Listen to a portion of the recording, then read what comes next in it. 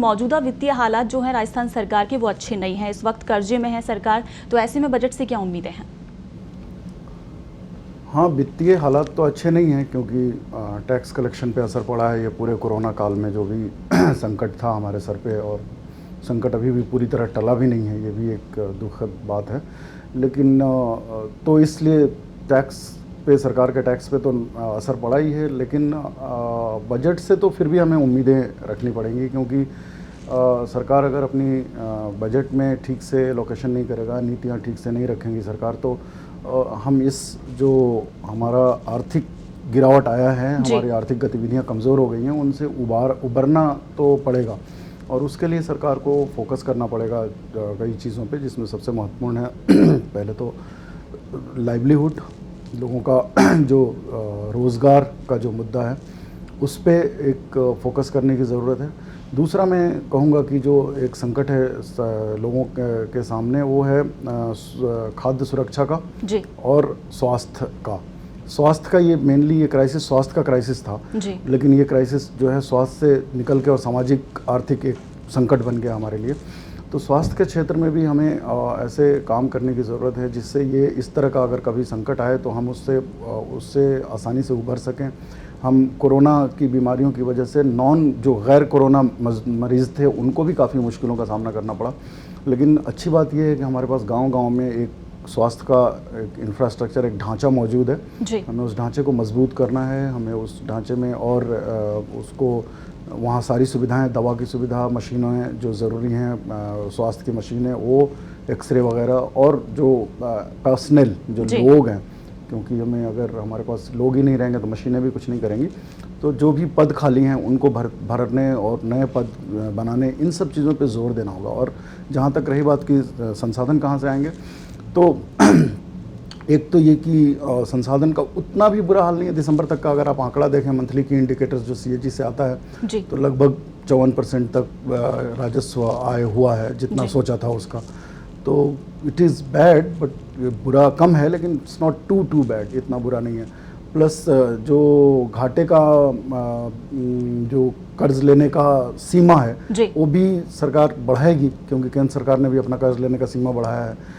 तो इस तरह से करके और एक संतुलित बजट अगर दिया जाए जिसमें कर्ज बढ़ाया जाए लेकिन बहुत ज़्यादा नहीं बढ़ाया जाए, और जो ज़रूरी सेक्टर हैं उन पर खर्च बढ़ाया जाए, तो स्थिति सुधर सकती है। बिल्कुल विनोद जी, जिस तरह से निसार अहमद जी ने कहा कि इतने बुरे हालात भी नहीं थे राजस्व घाटे को लेकर, लेकिन हाँ घाटा तो हुआ है, तो क्या लग रहा है कि आज के इस बजट में राजस्व घाटे को सुधारने के लिए, राजस्व बढ़ाने के लिए क्या लग रहा है आपको, किस तरह के कदम हो सकते हैं? देखिए, निसार जी ने बहुत बढ़िया बात कही, लेकिन जिस तरीके से फिर से मैं कहूँगा कि निजी क्षेत्र में रोजगार के अवसर बढ़ाने होंगे और उद्योगों की तरफ देखना होगा सरकार को। जिस तरीके से आर्थिक हालात चल रहे हैं, तो निश्चित तौर पर निजी क्षेत्रों में रोजगार को बढ़ाना होगा और छोटे छोटे सेक्टरों को बूस्टअप देना होगा, बजट में उनके लिए प्रावधान करना होगा। और एक बड़ी बात जैसे इन्होंने कही कि हेल्थ सेक्टर को, तो हेल्थ सेक्टर के लिए भी बजट में भारी भरकम बजट, मतलब 30 से 40% तक माना जा रहा है कि हेल्थ सेक्टर को मिलेगा, और उसमें भी नए रोजगार के सृजन होंगे, जो खाली पद हैं उन्हें भरना होगा। अभी आप देखेंगे कि कोरोना काल में केवल RUHS पे बताया जा रहा है कि 2800 करोड़ रुपए खर्च हुआ जी। स्थिति ये रही कि 600 डॉक्टर लगाने पड़े।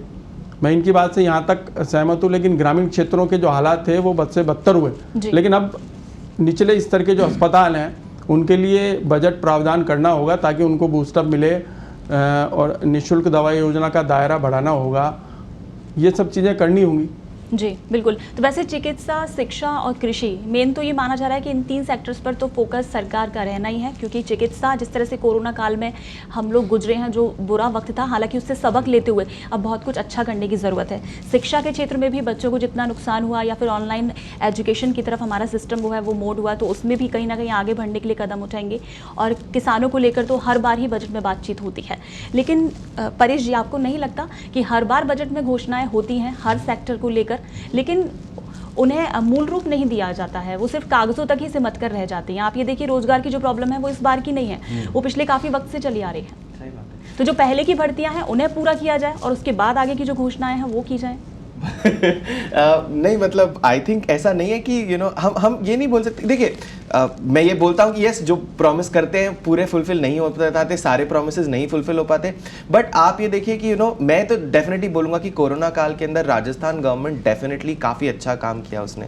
एंड उनका पूरे नेशनल लेवल पर उनकी तारीफ हुई, WHO लेवल तक तारीफ हुई। इनफैक्ट हम लोग फर्स्ट थे कंट्री में, जो फर्स्ट 2 स्टेट से जहाँ पे कोरोना स्प्रेड होना शुरू हुआ था, और सबसे ज़्यादा खतरनाक सिचुएशन राजस्थान की थी।